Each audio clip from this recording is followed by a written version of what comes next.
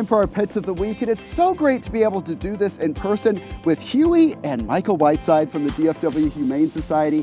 And we've been able to play with Huey for a few minutes. We can tell he has a lot of intelligence. He is a really, really smart dog. He's only about 10 months old, but he's got a really calm demeanor about him. He was an owner surrender originally because they said they were moving, and they had him for probably about 6 or 8 months.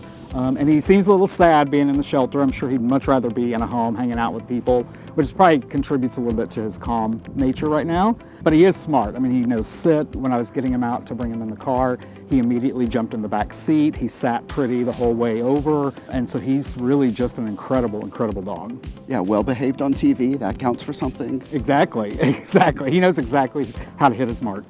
And we have another dog that you have some pictures of to talk about. Yeah, so Junebug is another one. She is an Australian cattle dog mix. She's about 2.5 years old, and she kind of resembles, size-wise, she kind of resembles a pocket pitty, but she's got a lot of energy. She can be a little shy at first, but once she knows you, she just wants to be in your lap and be next to you, giving you kisses. But she's a lot of fun, loves to run, loves other dogs, loves toys, and she's just she's a special girl that really deserves a special home. And Huey, or any dog, would enjoy visiting a park on a nice spring day like this one. Of course, when you visit a park, you want to know about cleaning up after your dog. That's one thing to remember. But what are some other things to remember, whether you're approaching someone else's dog or people? What should you know? Yeah, a lot of people don't.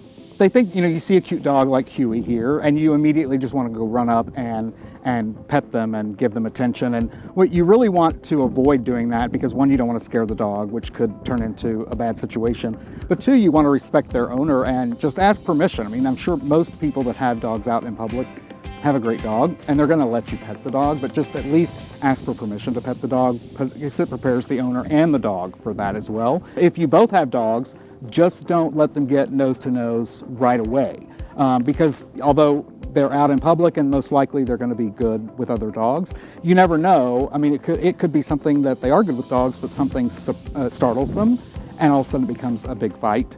And you don't want that to happen either. And of course, by city code, they have to be on a leash, but they all enjoy exercise. I know Huey would enjoy nothing more than playing around this park. Oh, I'm sure the way he's looking now, I think he would just love to have me let go of the leash and run around like crazy. But we're not going to do that here. You can do that at the dog park.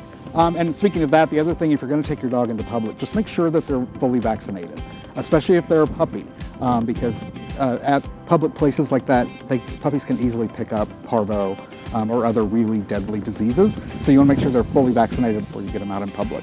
Thanks for bringing Huey out to meet us today and telling us about Junebug. And of course, the Animal Care Campus is located at 4140 Valley View Lane. Check out the websites you see on your screen for the latest hours and to see more adoptable animals.